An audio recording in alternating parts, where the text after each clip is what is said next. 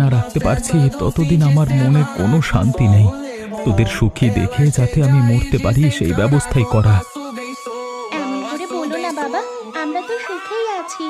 আমার পাটা খোঁড়া না হলে আমার মনে কোনো দুঃখ থাকতো না।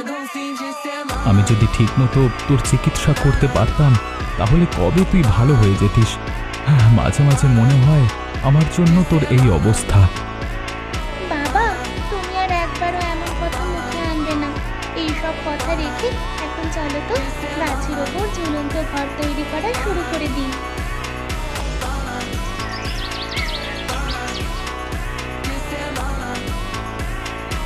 মা, মা, বড় বিপদ হয়ে গেছে।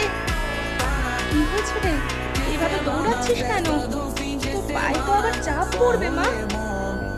মা, মা, বাবা, বাবা গাছ থেকে পড়ে গেছে। ঝুলন্ত ঘর বানাতে গিয়ে পা পিছলে নিচে পড়ে গেছে, উঠতে পারছে না মা। আমি বাবাকে ডাকলাম কিন্তু বাবা শুধু কাতরাচ্ছে, উঠতে পারলো না। হায় সৃষ্টিকর্তা, আমি তো কতবার মানা করেছিলাম, বলেছিলাম এমন ঝুঁকি নিও না। চল চল তাড়াতাড়ি চল।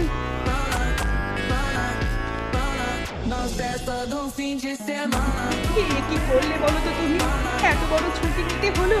কতবার বলেছিলাম এইসব ঝামেলার মধ্যে যেও না, যেও না। আমার কোনো কথা তুমি কানে নাওনি। এখন কি হবে? আমার তো মনে হচ্ছে তোমার মাজাটাই ভেঙে গেছে। ভূমিকা, আমি তো শুধু চেয়েছিলাম তোমাকে একটু সুখ দিতে, যেন কেউ আর অপমান না করে।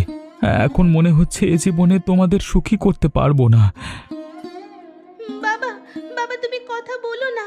আমরা আছি, আমরা আছি তোমার পাশে। তুমি ওঠার চেষ্টা করো। মা, বাবাকে ধরো। তুই কাঁদছিস কেন? আমি তোকে কাঁদাতে চাইনি মা। ভাবছিলাম একটা সুন্দর ঝুলন্ত ঘর বানাবো, তুই জানালার পাশে বসে থাকবি আর আকাশ দেখবি। আমাদের সুখ এই মাটির ঘরেই আছে। তোমার কিছু হলে আমরা বাঁচবো কিভাবে? ভেবে দেখেছো একবারও? তুমি কাজ করতে না পারলে আমাদের সংসারটা চলবে কি করে? আমার কপালটাই খারাপ, এই জীবনে আমার দ্বারা আর কিচ্ছু হবে না। এখন তো আমার বিছানায় শুয়ে থাকতে হবে। সব ঠিক হয়ে যাবে, আগে তুমি সুস্থ হও। মায়া, মা তোর বাবাকে ধর। মনে হয় তোর বাবা একা একা দাঁড়াতে পারবে না। আচ্ছা মা, আমি ধরছি।